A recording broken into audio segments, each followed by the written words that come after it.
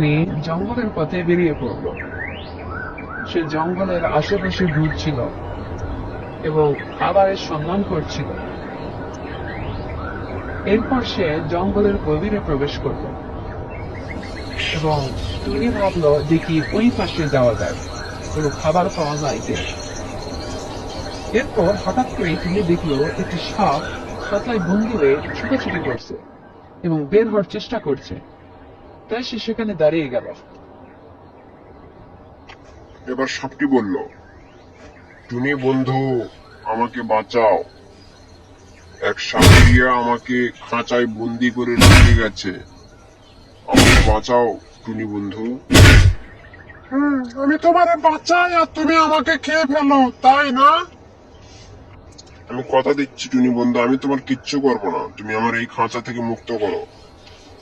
ঠিক আছে, যেহেতু এত করে বলছো, আমি তোমাকে মুক্ত করছি, কিন্তু মুক্ত হয়ে আবার আমাকেই খেও না। এরপর টুনি সাপের খাঁচাটিকে দাঁত দিয়ে কাটতে শুরু করলো এবং কাটতেই থাকলো।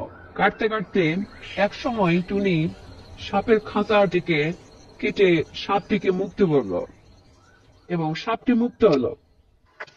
টনি, আমার তো বড্ড খিদে পেয়েছে, এবার আমি তোকে খাবো।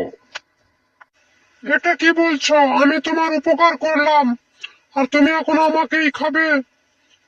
এই জন্য উপকার করতে নেই। অত শত বুঝি না, আমার কে খিদে লেগেছে, আমি এখন খাবো তোকে। উপকার করেছিস তো, এই জন্য উপকার করতে নেই। অত শত বুঝি না, আমার কে খিদে লেগেছে, আমি এখন খাবো তোকে। উপকার করেছিস তো কি হয়েছে, দেখিসনি মানুষ উপকার করলে বরং তারই অপকার করে, তো আমি করলে সমস্যা কি? এখন আমি তোকে খাবো।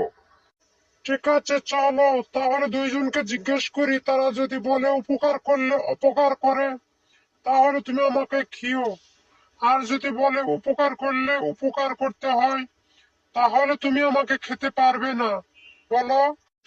ঠিক আছে, চল, আমি রাজি, আমার তো খুব খিদে পেয়েছে, তাড়াতাড়ি চল।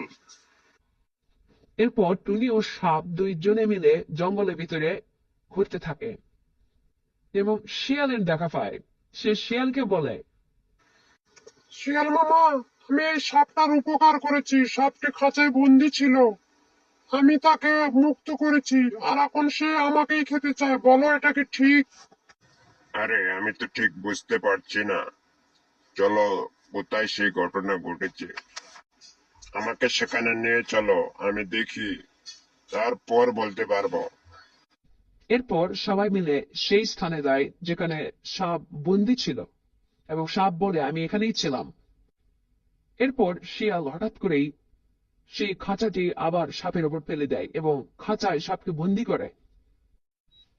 ধন্যবাদ শিয়াল মামা তোমাকে, তুমি না থাকলে আজকে সাপটি আমাকে খেয়েই ফেলতো। ধন্যবাদ।